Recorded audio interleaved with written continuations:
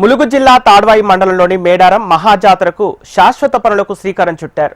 2026 జనవరి 28 నుండి 31 వరకు సమ్మక్క సారలమ్మ మహాజాతర జరగనుంది. తెలంగాణ ప్రభుత్వం సమ్మక్క సారలమ్మ జాతర పనులకు 152 కోట్ల నిధులు కేటాయించింది.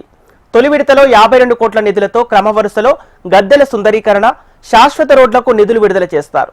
మేడారం మహాజాతరకు వచ్చే భక్తులకు ఎలాంటి ఇబ్బందులు కలగకుండా పర్మనెంట్ స్ట్రక్చర్ రెడీ చేశామని, శాశ్వత పనులను డిసెంబర్లోపు పూర్తి చేయాలని అధికారులను ఆదేశించినట్లు జిల్లా కలెక్టర్ దివాకర్ తెలిపారు.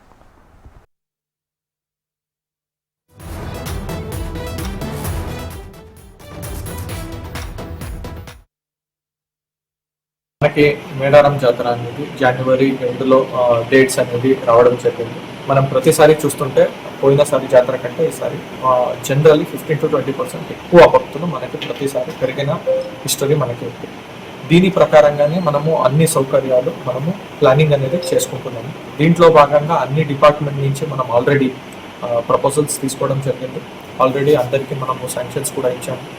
టెండర్స్ కూడా ఆల్మోస్ట్ ఫైనల్ అయిపోయింది. ఇప్పుడు వర్షాకాలం ఆగింది కాబట్టి మనం కొంత పనులన్నీ స్టార్ట్ చేయబోతున్నాము. ఎక్కడా కూడా ఇబ్బంది రాకుండా ప్రతి ఒక్క డిపార్ట్మెంట్ సమన్వయంతో, చాలా కోఆర్డినేషన్స్తో మనము ఈ జాతరని చాలా ప్రతిష్టాత్మకంగా with the guidance of local minister కానీ, సీఎం గారు కానీ, డిస్ట్రిక్ట్ ఇన్ఛార్జ్ మినిస్టర్ కానీ, ఎండోమెంట్ మినిస్టర్ కానీ, మన ట్రైబల్ డిపార్ట్మెంట్ ఎవ్రీ మినిస్టర్ గారు వాళ్ళు మనకి చాలా ఇన్వాల్వ్ అయ్యి మనకి గైడెన్స్ ఇవ్వడం జరుగుతుంది.